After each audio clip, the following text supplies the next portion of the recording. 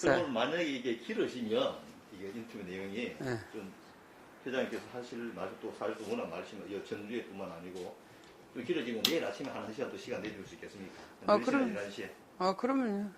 일단 진행되는 거 보고 그러면 예. 저희들이 1차를 좀 자르고 예. 내일 아침에 한 1시간 정도 더 하는 그러시죠. 먼저 양해를 좀 구하겠습니다.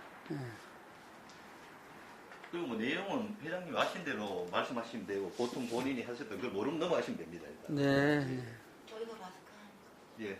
회장 마스크 좀 벗어야 될 것 같아요. 저희들이 예. 다 하고 있어요. 벌써? 예.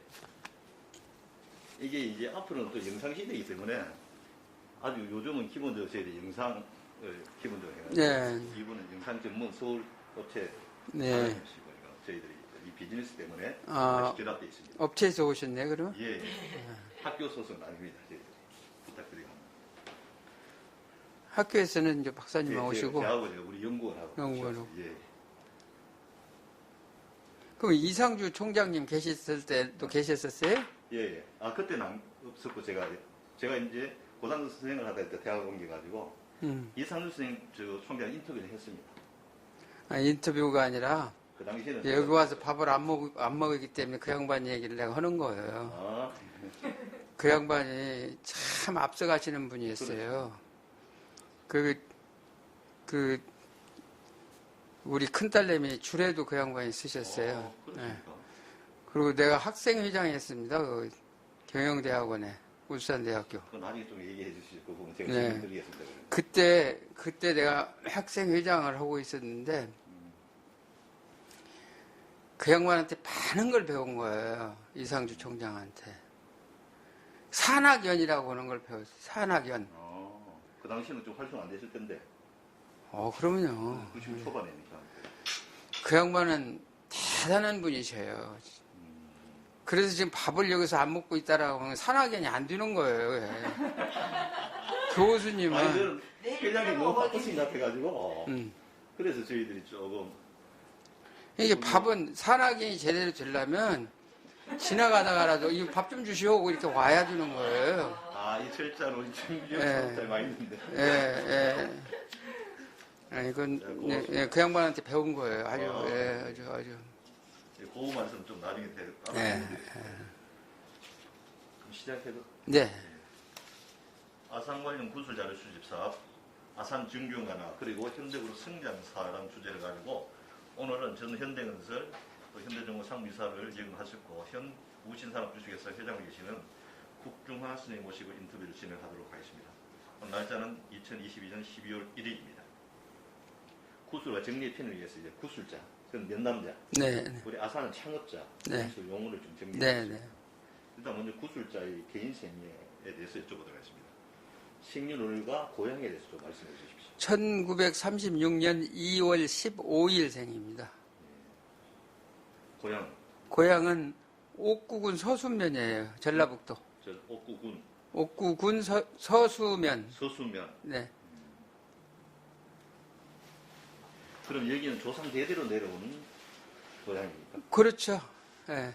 그럼 이곳에 뿌리 내린 지는 대충 뭐 어느 정도 몇 백년 정도 된가요? 우리 아버님은 완주군 여기가 완주군이거든요. 네. 완주군에서 태어나시고 완주군에 뿌리가 있는데 아버님은 옥구군 서수면은 군산 옆에니까 그쪽으로 이사가고 저를 낳았어요. 예. 그러니까 저만 옥구군 서수면이고 우리 아버님은 여기 완주군이거든요. 그러니까 대대로 여기서 살으신 거죠. 완주군에서. 예. 그러면 어릴 때 좀 가정 형편은 좀 어떤 편이었어요? 가정 형편은 잘 살았어요. 부잣집 막내 아들이에요, 제가. 그럼 형제가 몇 남 몇 녀? 8남매요. 8남매. 네. 몇째? 막내. 막내. 근데 그 당시에는 참 초근 목피로 연명할 때잖아요. 근데 저희 집은 잘 살았어요. 아버님이 여기 고산 하면은 완주군 고산이라고 하면은 고사리. 아니 고산 높을 꽃자고 몇 산자. 예. 고산 하면 어렸을 때 들은 이야기가 엄청 산중에 있었거든요. 이게. 길도 없었고요. 차가 없는 건 말할 수도 없고 그래서 어렸을 때 들으니까 앞사는 턱을 고이고 뒷사는 덜미를 치는 고사이라고 그랬어요. 그만큼 예지다. 그렇게 의지고 진짜 촌이죠. 산은 높고. 그런 데가 이제 우리 선산도 있고 다 해서 나는 소순면에서 그 선산에 올라오면 그냥 작은 다리로 어른들 뒤따라서 졸랑졸랑 따라 이렇게 오면 하루 종일 왔었어요. 그렇게 자랐는데 우리 아버님이 일찍이 눈을 뜨셔가지고 진짜 그 들녘으로 오신 거예요. 산속에서. 그래서 오셔가지고 이제 장사도 하시고 사업, 이제 지금으로 말하면 사업이지. 그리고 두부 공장도 하고. 그때는 보릿고개 넘기기가 그렇게 어려운데 두부 공장을 했으니까 부자였었죠. 그리고 농사 많이 지면 부자였어요. 그 당시에는. 딴 거 없어요. 농사만 많이 지면. 근데 저희 집, 저 어렸을 때 내 옷을 옆집 사람이 다 갖다 입기도 하고, 우리 어머님이 또 돈이 많아가지고 그 돈을 안 쓴 사람이 거의 없어요. 처리로 해서. 고리가 아니라 처리로. 그래서 부잣집 막내 아들이었어요. 그랬는데, 이제, 저는 조금 특이합니다. 고등학교 2학년 때, 선생님, 그래서 선생님이 굉장히 중요해요. 선생님 말씀 따라서 제가 방향을 바꾼 거예요. 인생, 철학이. 이게 이제, 고등학교 2학년 때, 선생님이 새카만 흙판 앞에서 하얀 백목 가지고 가르칠 때예요. 교과서도 없고. 그때 이제 선생님께서 우리나라는 상속 제도가 잘못되어 있어서 커나는 지금 젊은이들의 자립 정신이 희박하다 이랬어요. 스스로 자자하고 설립자하고 자립 정신이 희박하다. 그런데 우리보다 잘 사는 선진 국가인 미국에서는 억만장자의 아들이라도 가르치는 것은 끝까지 가르친다. 왜? 내가 낳았으니까. 사회에 거지장스러운 사람이 되면 부모의 책임이니까. 끝까지 가르치고 그 다음에 하는 이야기가 상당히 중요했는데 엄동 설안에 빤스만 입혀서 바깥으로 내몬다고 그랬어요. 아, 그런 표현을 썼다고요? 하나 또. 네, 빤스만 입혀서 바깥으로 내 쫓아버린다는. 가르쳐 놓고. 그때는 선생님 말씀은 거짓말도 참말로 알아들었잖아요. 선생님 그림자도 밟으면 안 된다라고 배웠거든요. 그러니까 그 양반이 거짓말해도 우리는 참말로 알아듣는 거예요. 근데 좀 과장된 얘기겠죠, 그게. 근데 그때는 엄청 추웠거든요. 날씨도 추웠고, 입는 것도 시원찮았고, 먹는 것도 시원찮았고, 그런 게 더 춥죠. 바깥에 손 씻고, 문고리 잡으면 딱딱 늘어붙을 때예요. 그런데 빤스만 입혀서 엄동 설안에 내몰았다고 하니까 막 바짝 쪼그라드는 거예요. 야, 어떻게 살으라고. 얼어 죽을 거 아니냐, 막. 그렇게 하고, 나가서 지가 자립해서 결혼도 지가 하고, 결혼식장 다 만들어 놓고, 어머니, 아버지 모시라요. 자기가 이제 결혼식을 하는데 두 분을 모시는 거예요. 그전에는 두 분이 전부 다 장만해갖고 이렇게 하잖아요. 그렇게 하면 안 된다라는 얘기예요. 그래서 그 말씀 듣고 이제 나는 상속을 거부해야겠다. 이래가지고 그 어렸을 때 집에 와서 부잣집 막내 아들이라고 했잖아요. 쟤는 굉장히 큰 소리를 한 것 같은데 사실은 막 기어 들어가는 소리를 했을 거예요. 왜냐하면 아버지가 엄했거든요. 때리거나 그러진 않았는데 이렇게 굉장히 엄하시게 키웠어요. 그러니까 큰 소리로 한 것 같은데 여하튼 상속을 안 받겠습니다. 이렇게 얘기했더니 뭐 들은 척을 안 하시는 거예요. 들은 척. 그러면 나는 굉장히 비장한 각오로 얘기를 했는데 안 들은 척 안 하니까 뭐 또 방법이 없잖아요. 학교도 가야 하고. 그래서 방학 때만 기다렸다가 서울로 도망갔죠. 서울로. 예. 그래야 학교 안 빠지잖아요. 그 편지 한 장 써놓고 계약 3일 전에 내려오겠습니다 하고 그냥 가갖고 그때 아르바이트를 한 거예요. 서울 갔어. 예. 명륜동에서 성균관대학교 앞에 예. 그 다방에 취직을 했어요. 다방. 그 당시 성균관 그 종로가 수도가 없었을 때 그 작두 샘물 있잖아요. 예. 2층이 다방인데 물을 얼마나 많이 써요. 올려. 그런데 양쪽 바켓으로 담아서 이제 올리는 거. 나 고등학교 2학년이니까 힘은 있으니까 그거 들고 다녔잖아요. 그리고 청계천에 가가지고 재료 사오는 거. 다방 재료. 그때는 청계천 복개하기 전이니까 그 전차 딸랑딸랑하는 전차 타고 가서 그래서 거기서 아르바이트 해가지고 아버지하고 약속대로 3일 전에 내려와갖고 이제 맞아 죽게 생겼잖아요. 막 엎드려서 고개를 들지를 못했는데 아버님이 너 고개 좀 들어봐라. 그때 가만히 보니까 때리지는 않을 것 같아요. 그 얘기하는 소리 들어보니까 이게 그 당시엔 서울에 가면 눈 없으면 코 베먹는다고 그랬는데 코도 안 떨어지고 온 것 보니까 대견스럽게 생각하고 너 고개 좀 들어봐라 해서 이렇게 들었더니 그때 한 얘기가 무슨 얘기냐 해서 아 기회가 있대다 하고 졸졸졸졸 얘기를 했어요. 그래갖고 난 재털이 하나도 안 받았어요. 그래서 나는 이 자리에 있다라고 생각해요. 자랑스럽게 생각해. 그때 재산을 받았으면 나는 트랙터 위에 앉아 있을 거예요. 물론 그게 나쁘다는 건 아니에요. 예. 그래서 방향을 완전히 어렸을 때 그렇게 살았습니다. 아니 그 당시 이게 그 당 고등학교 선생님도 이런 말씀하기가 쉽지 않고 요즘 이제 상수익이 보편화됐잖아 사실. 네. 이런 인식들이 아마 그 당시에는 이런 말들 상수라는 개념 자체도 보통 사람 잘 모르고 인식하지 특히 고등학생이 뭐 인식할 수 없잖아요. 그렇게 말씀해준 대단하고 그것도 그대로 받아들여가지고 실천하신 것도 엄청. 그 당시에는 선생님 말씀이라면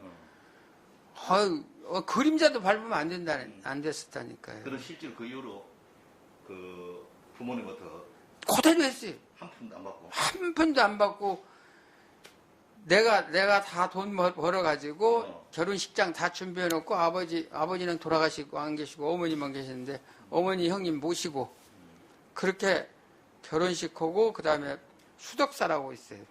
예, 수덕사에 가서 그 스님 아주 유명한 인력 스님을 만나서 방향을 돈 없으니까 온양온천으로 이제 온천하고 그 다음에는 특별한 사람이에요 제가. 그래서 이제 스님한테 그 방향을 얘기를 듣고 온천 가고 그 다음에 어디를 가냐면 신부를 데렸고 우리 선산을 간 거예요. 찝차 타고서는 그 산속으로. 아니 장가 갔으니까 조상부터 먼저 봐라야 하고. 그때 여성분들은 그 산소 안 다닐 때예요. 근데 나는 시집 왔으니까 가서 우리 아버지 또 할아버지 할머니 절하라고 해서 그렇게 했어요. 그렇게 하고 돌아왔어요. 난 지금 후회 없어요. 아주. 그러면 학교는 초등학교, 중학교, 학창시절은 뭐 초중고는 다 이 전주에서 나왔습니까? 그렇죠. 전주가 아니고 전 옥구군 서수면이니까 예. 그쪽 시골에서 나왔죠. 중학까지? 아니요. 초등학교는 그 시골에서 나왔고 예. 중학교는 강경상업중학교가 유명했어요. 예, 유명했어요. 예. 일본 사람만 예, 다녔던데. 맞습니다. 그래서 그걸로 유학 갔죠. 강경상. 예. 그런데 이제 6.25를 거기서 만났어요. 6.25를 만나갖고서는 막 시체가 그냥 막 이 길에 늘버려져 있고 그랬었거든요. 아니 전라도에도? 아니 강경 그건 충청남도잖아요.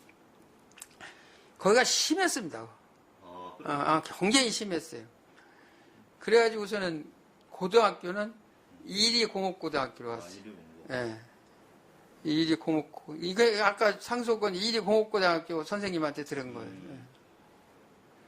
또 대학교는 여기 전북대학교, 자랑스러운 전북대학교 나왔고. 경제에 나는 모교를 자랑스럽게 생각해요. 예, 훌륭하십니다.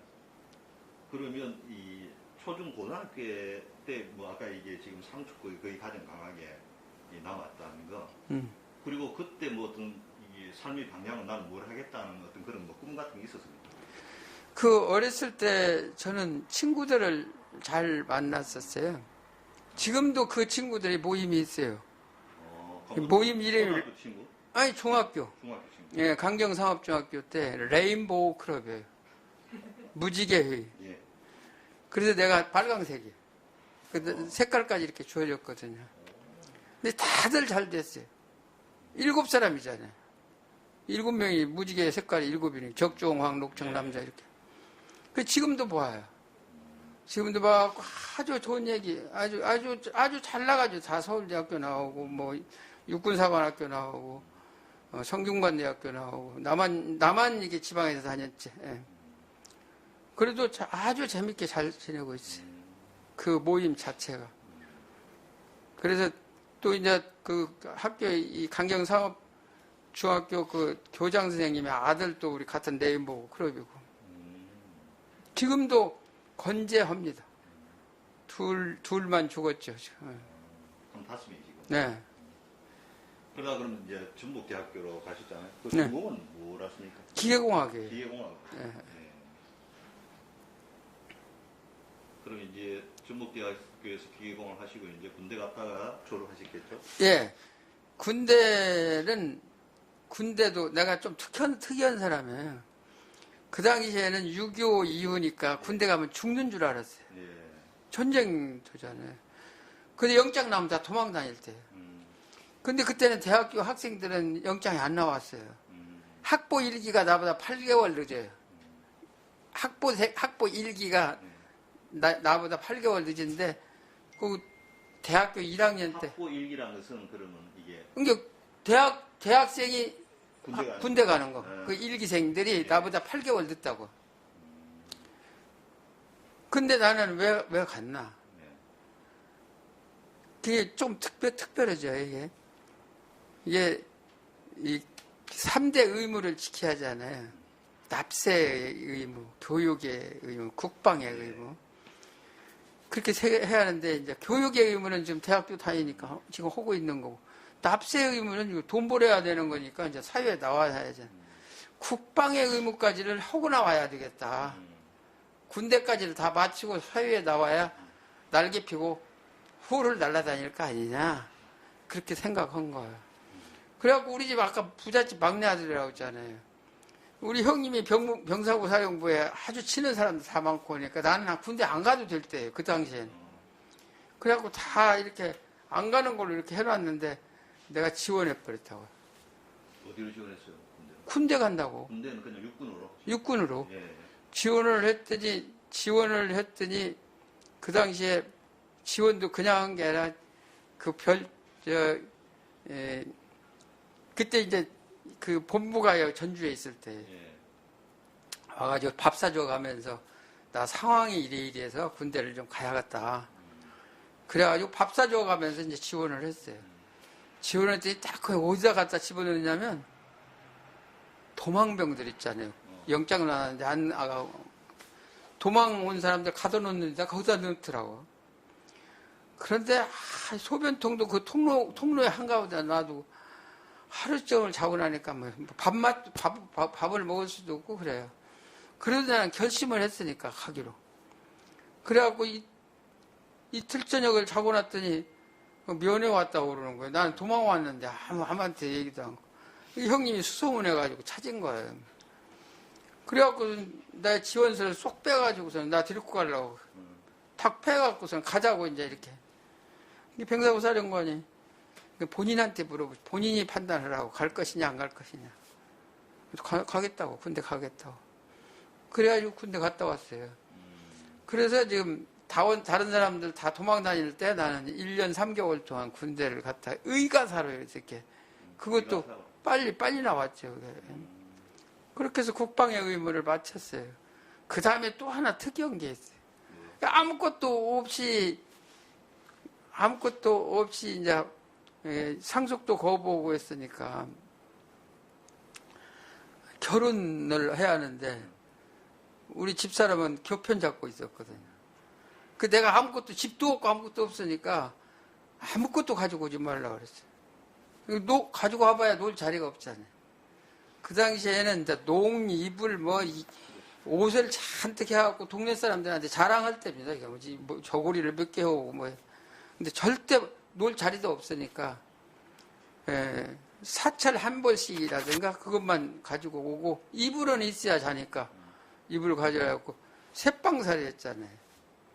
쇠방살이 하는데 놀 자리가 없잖아요.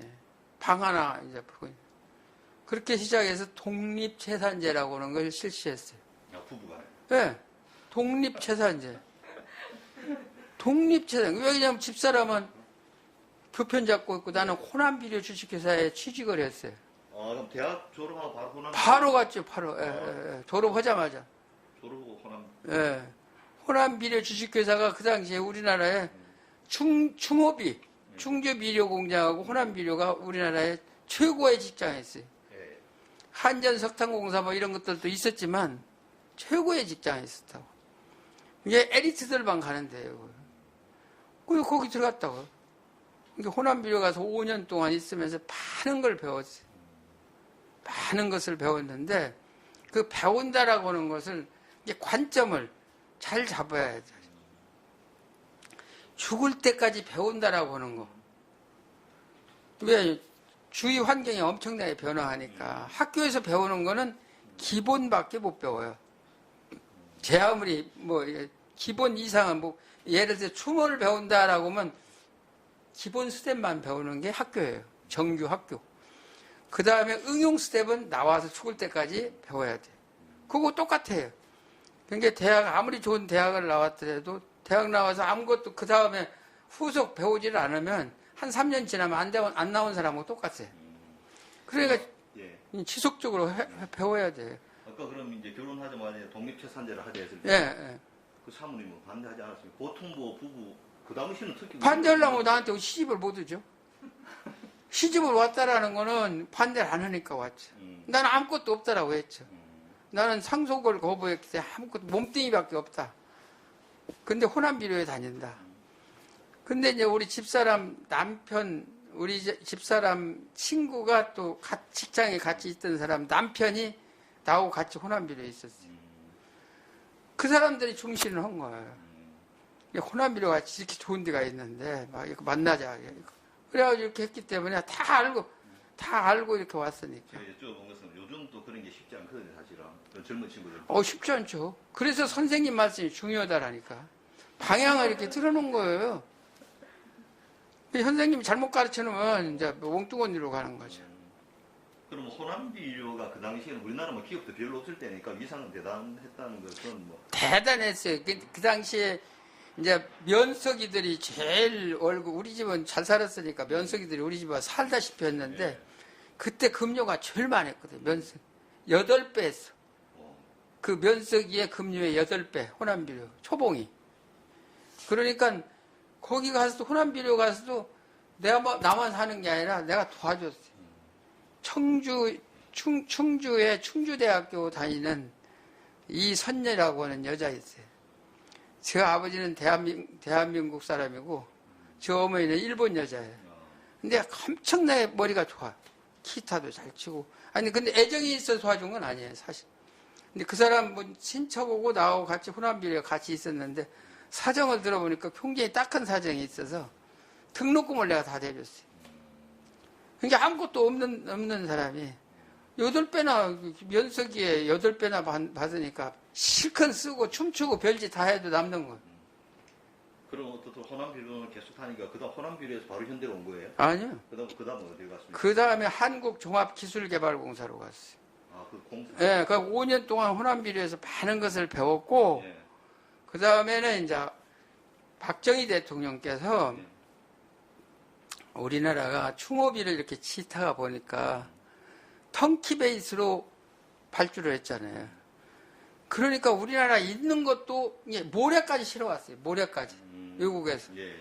그러니 이게 모타를 예를 들어서 5만 원짜리를 5만 원에 사온 것인지 5천 원짜리를 모르고 우리가 5만 원을 주고 사는 것인지 알고나 돌리자.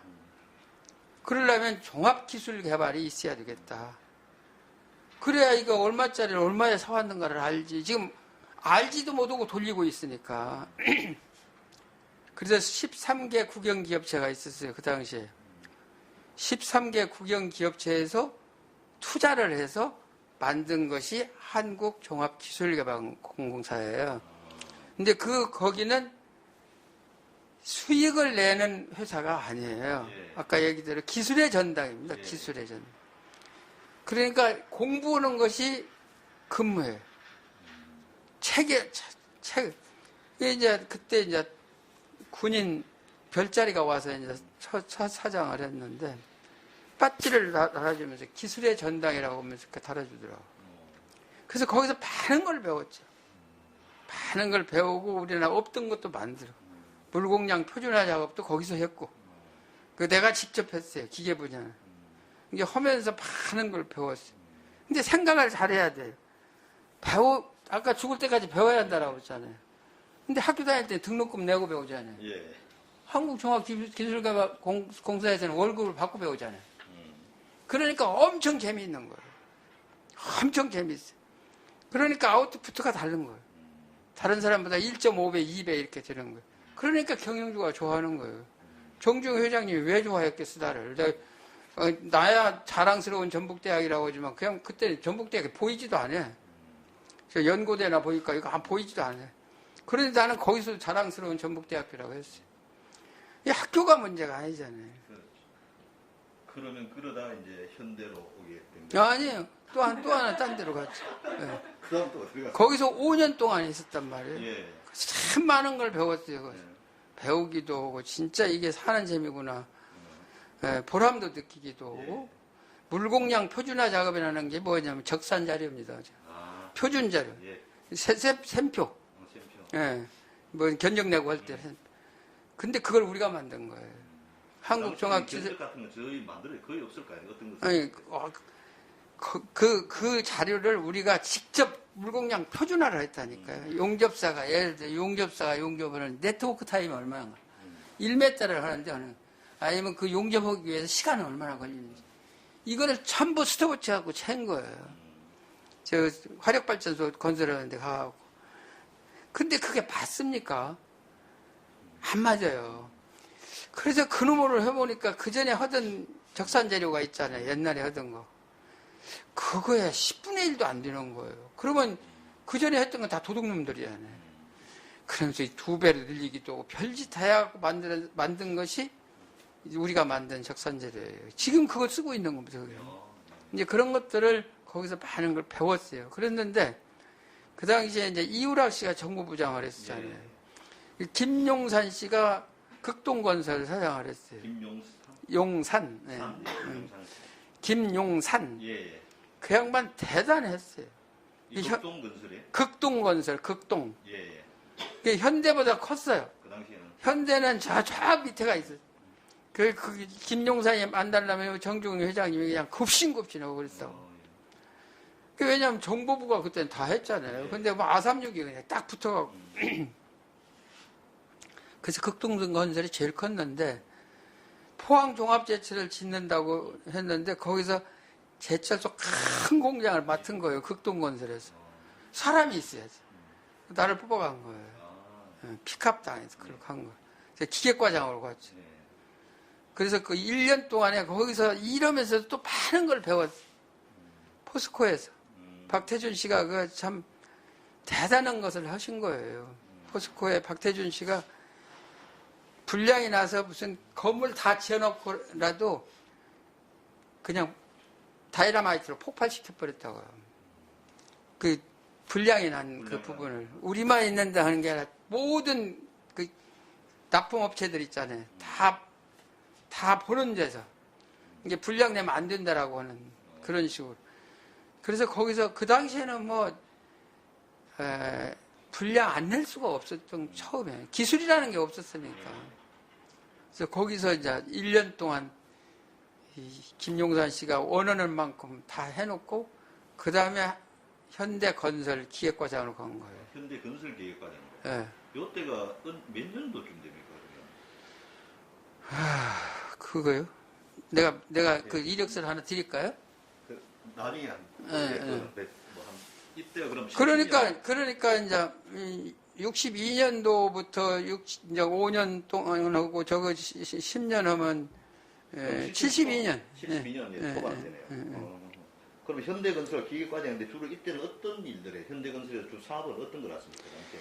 그때 현대건설이 어디가 있었냐면 동아일보사라고 있죠 지금. 예, 동아일보. 바로 앞에 무교동에 예, 무교동 사업. 사옥이 있어요. 5층짜리. 예, 예. 개집만 하지. 그 당시에는 컸었는데 지금 개집만 하잖아. 없어졌지 지금. 없어졌어요. 예. 5층이 식당이에요. 맨 위에 식당. 예, 맨 위에가 5층이 식당이고 4층이 정주영 회장님이 있는 방이고 내 방은 2층에 있었다고. 근데 정주영 회장님이 이제 내 방으로 이렇게 탁 와갖고 내 책상 위에 탁 걸들어 앉아. 이렇게 걸들어 앉아서 이렇게 식당은 2층이니까 동아일보사 안테나가 보여요. 예. 얘봐, 저 안테나 말이지. 저 산에나 설치는 거 아니야? 예, 맞습니다. 근데 그 당시에 이제 현대중공업이라는 게 없었으니까, 그래서 중공업을 건설해야 되겠는데, 강제만 해도 5만 톤이 넘는단 말이에요. 지금은 5만 톤이야. 그까지가 얼마이지만, 그 당시에는 엄청 컸어요.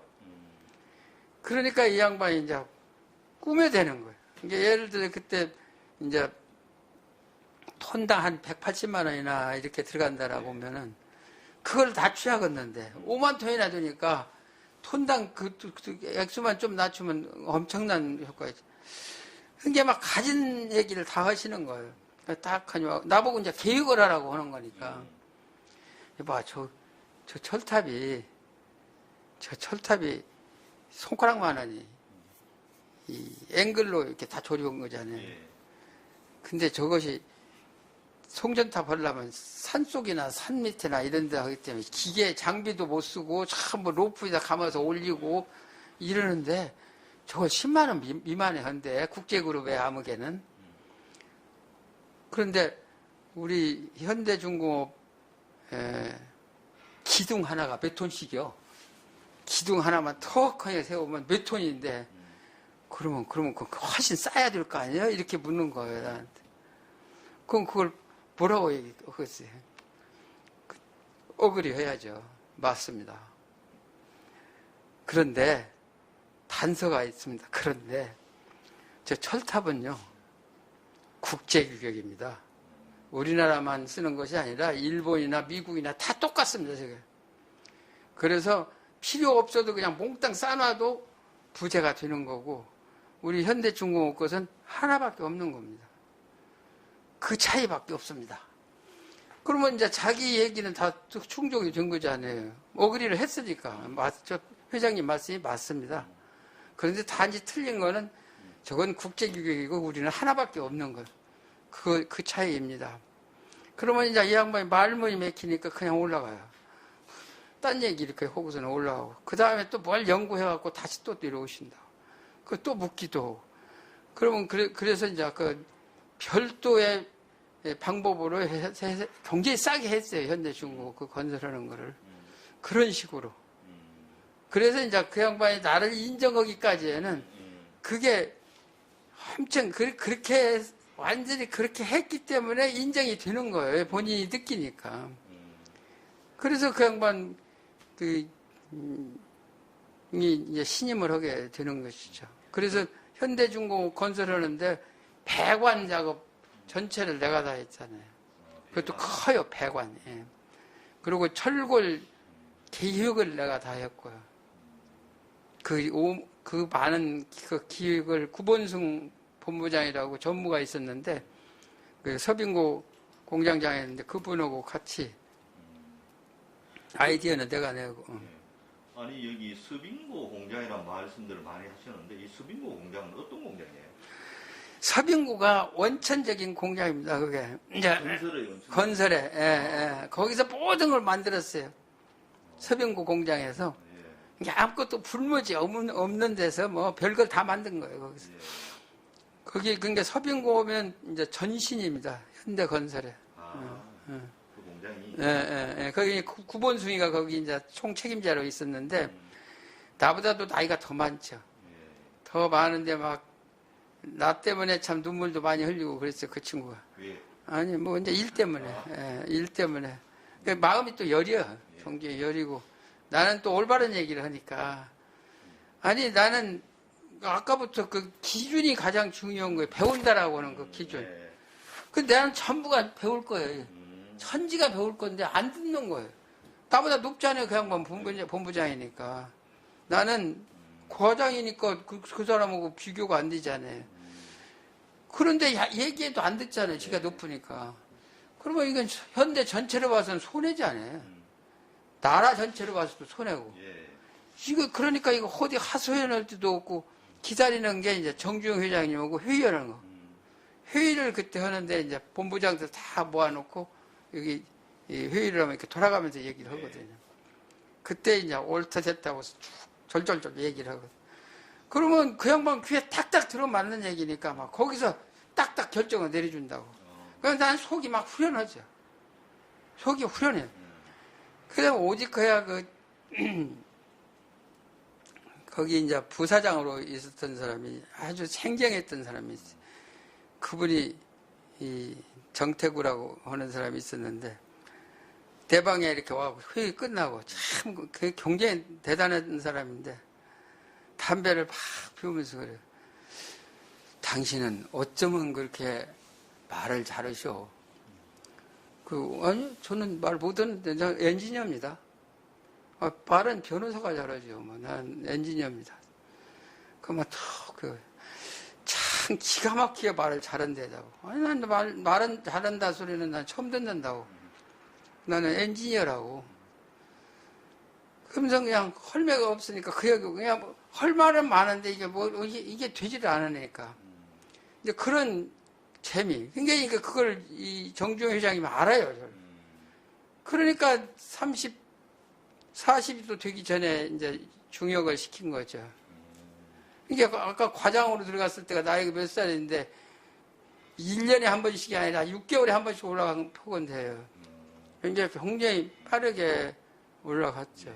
그러면 지금 호남기술부터 해가지고 그다음 기계공사부터 해가지고 개발공사 그게 한 다른 회사 다니다가 현대건설 왔잖아요. 네. 와보니까 현대건설 분위기는 좀 어땠습니까? 그 당시. 이 분위기는 이 현대건설은 이제 자료를 다 없애버려요. 근데 그것이 굉장히 나는 한국종합기술개발공사는 설계회사잖아요. 설계. 예. 거기는 모든 자료를 가지고 있는 거예요. 없애질 않아요. 전부. 왜 다음에 후속공사에도 이렇게. 예. 근데 건설은 없애버려요. 그냥 자료가 하나도 없이. 그래 이게 왜 이렇게 하고 어떻게 이게 발전할 수가 있을까? 그랬더니 이제 그걸 또 거르는 부분이 있어요. 근데 보니까 정주영 회장님이 굉장히 이제 기발한 아이디어를 가지고 이렇게 앞에서 끌어주셨고